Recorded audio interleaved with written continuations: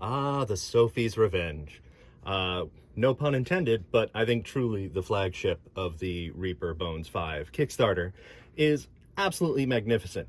I love this piece. I'm so happy I bought it. However, there are a couple problems, most notably being the fact that, as you can see, it's huge.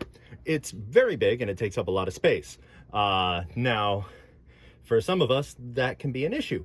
Also, say you're having a game night at your friend's place and you want to bring the Sophie's Revenge over. Well, it's a little tough to transport because of these big masts and everything. Now, Reaper did magnetize these masts, and that is really great. The problem is, it's still, if you glue everything together other than the magnetized masts, it still won't fit back into its box. That's problematic if you're choosing to bring this over to a friend's place, as then you got to try and shove it in your car. Hopefully your car can take that. Forget living in a city and trying to put it on the subway. That's just not going to happen.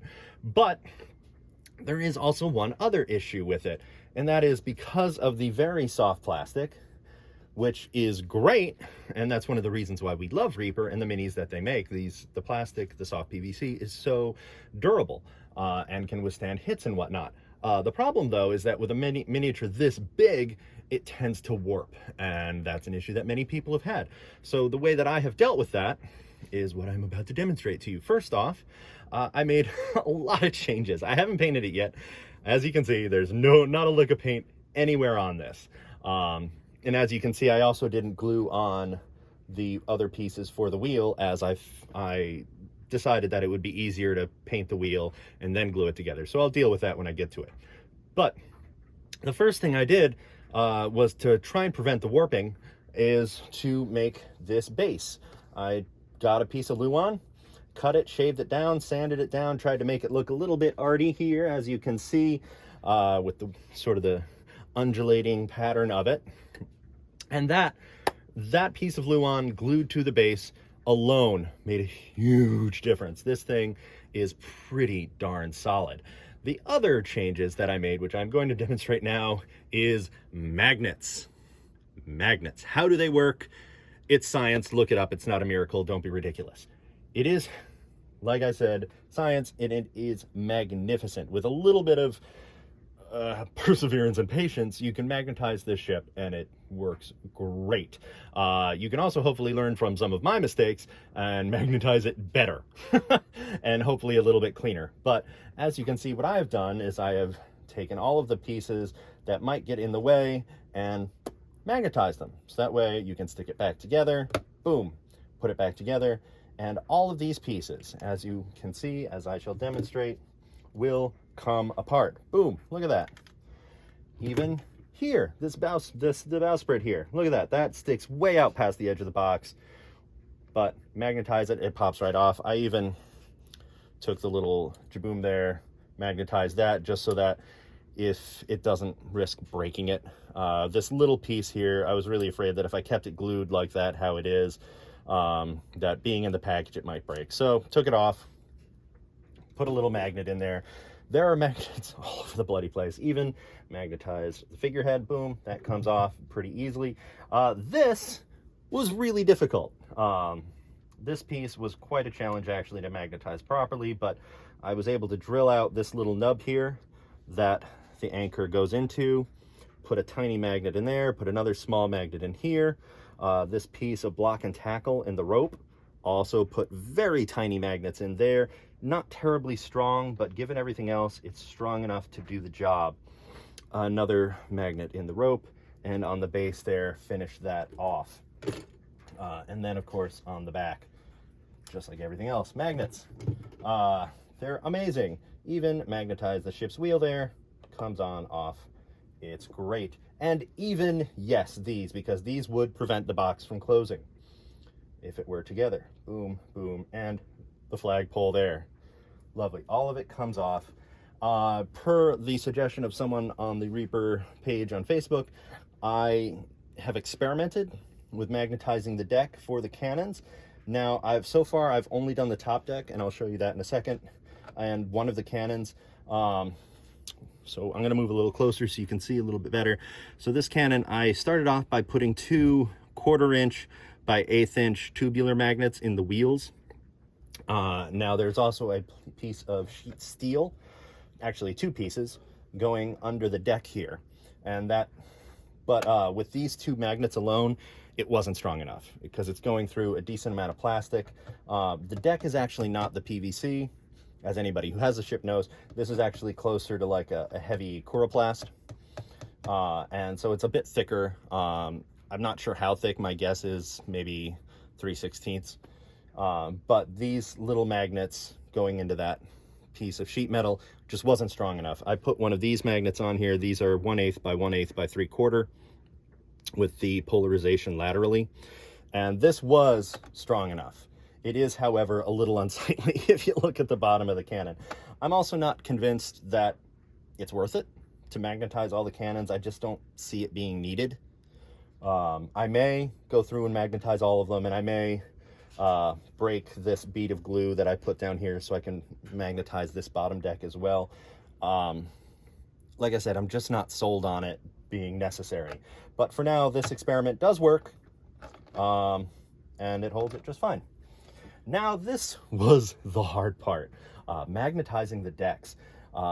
As anyone who has the ship knows, the warping on this plastic makes the decks fit together pretty poorly. In some cases, it warps pretty badly, and you get these huge gaps. But now I'll move it closer in a minute. But for now, at least from this distance, you can see the gaps here are pretty much entirely gone. Almost entirely. There's one here that just wouldn't close up enough. It was just warped a little bit too much, but even that is pretty minor. And once I painted it, I'm pretty confident that you won't even notice that at all. Now the aft deck here was actually much easier. So yeah, it requires a little bit of strength. These magnets are really powerful. So I put 3 on the top deck here. So you got 1 here on the aft right by the door underneath it, and then 1 each on the stairs. And that is actually more than enough to hold this on. This deck, all it was these 3 tabs, which worked pretty poorly. They didn't line up. There was just no way to get them to line up for this thing to sit tight. And then even then, like the barest breeze, it seems, would knock it out of joint and it would be awful. There were also tabs in the railings here. Now those I cut off, and as you can see, I put teeny tiny magnets in there and then teeny tiny magnets here. Truth be told, these actually don't do a lot. They had to be so small to fit in the railings, and they're just not that strong. They kind of hold, but not really well. And as you can see, yeah, those magnets are powerful. They just grabbed it right away. So as you can see, like, there's still a little bit of play there. But yeah, like that, like I can actually lift up the whole ship. It's just those 3 magnet connections. That is enough for me to lift the whole ship up. These neodymium magnets are very, very strong. And that requires a little bit of effort. And here are the corresponding magnets on the deck there. Now this part, now in order, truth be told, I didn't need to use a lot of magnets to get this to hold securely. As you can see, the magnets are crazy strong. I did, however, need to use a lot of magnets to close the gaps. So that's why you're going to see a lot of magnets on this underside. And that was purely to close the gaps up. It has also made it a little difficult to pull apart. It's real strong. You actually have to brace it against the base to even get the aft.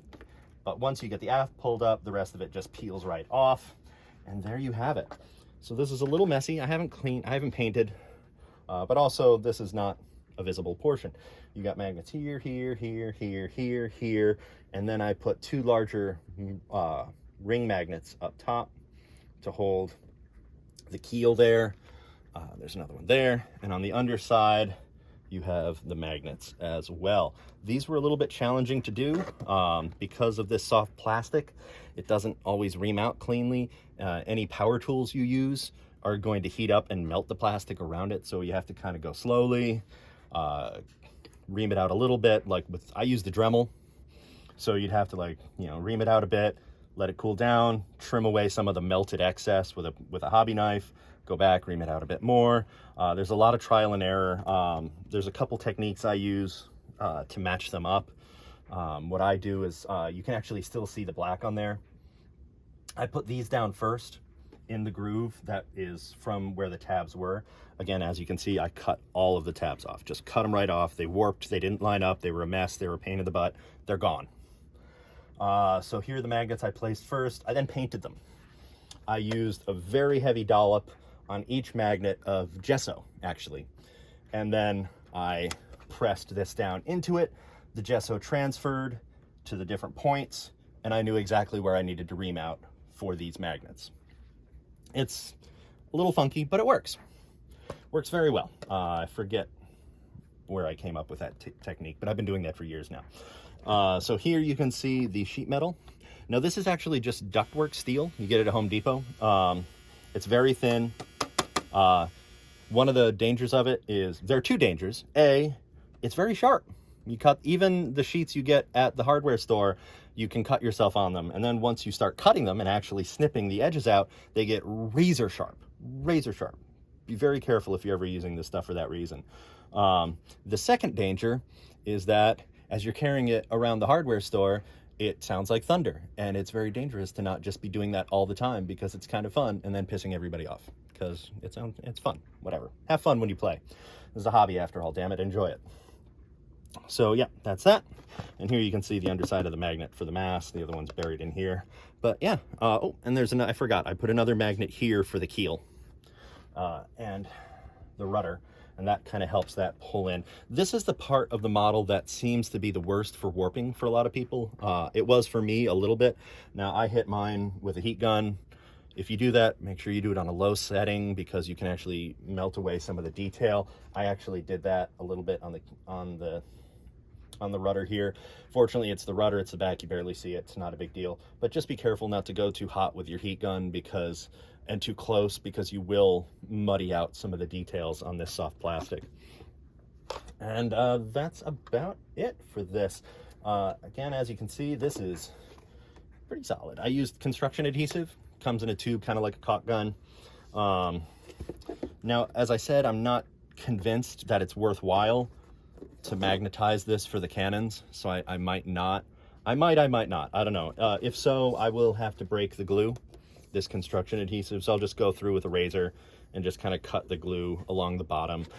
This whole base is going to get painted, and I'll probably do a thin, light water treatment on it, so that'll cover up any errors and sins from removing this from the base again. But it's real solid.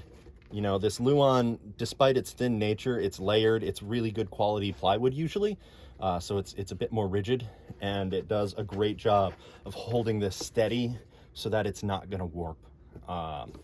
And going back to my first point, show you putting it back in its box. Oops. Oopsie. Don't worry, it fell, but it's okay because it's durable as hell. But so here I have the box, this lovely box that Reaper made for this. Now, as many people have pointed out, it's a blue grid. You can actually unfold this box. It unfolds pretty easily. It's not glued or anything, and you can actually use this as a play surface battle mat. It's pretty clever. Really, really clever thinking on Reaper's part. Also, it allows you to store it flat. If you, like, I will be displaying this boat when I'm done with it. Oops. Here are the porthole covers that I haven't put in, and I did get the Reaper. It was supposed to be glow in the dark. It's not.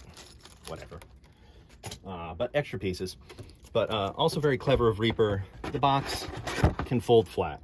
So if you're like me and you're actually going to display your Sophie's Revenge, but you still want to keep the box on hand for transporting, it folds flat very easily. You can keep it, store it in a sensible manner. Reaper did a good job of making this. They did, however, miss the boat, no pun intended, in the magnets. I don't wish to disparage them. I'm so impressed, and I love Reaper as a company and everything they do. However, I do feel that this should have been magnetized from the get. The difference this has made in the usability of this ship is, it's hard to articulate. It really is amazing. And I know this is their first project like this, so hopefully maybe if they ever do something like this again, they will go the extra mile and just magnetize the whole thing. They don't, maybe not the fiddly bits like I did, that was a little crazy, but these decks I really feel should have been magnetized from the get. But anyway, here we go in the box. Look, fits perfect. Perfect fit. And then from there we can just go piece by piece, put it back in. Here I'm gonna just put it back together as we do, and it all fits back in the box. No worries, no fuss. You can store it easily. All of this fits back. It really is an incredible model and piece of art that Reaper has made, and I am so happy with it, so impressed by it. And look at that, it all fits easily. Put the lid back on.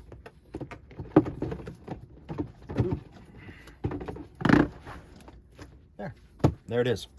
And now you can store it just fine. If you need to, put it up against the wall, whatever. Great ship. There it is. Sophie's Revenge, assembled, fully assembled to right back in her factory box. No problem. Hope you enjoyed.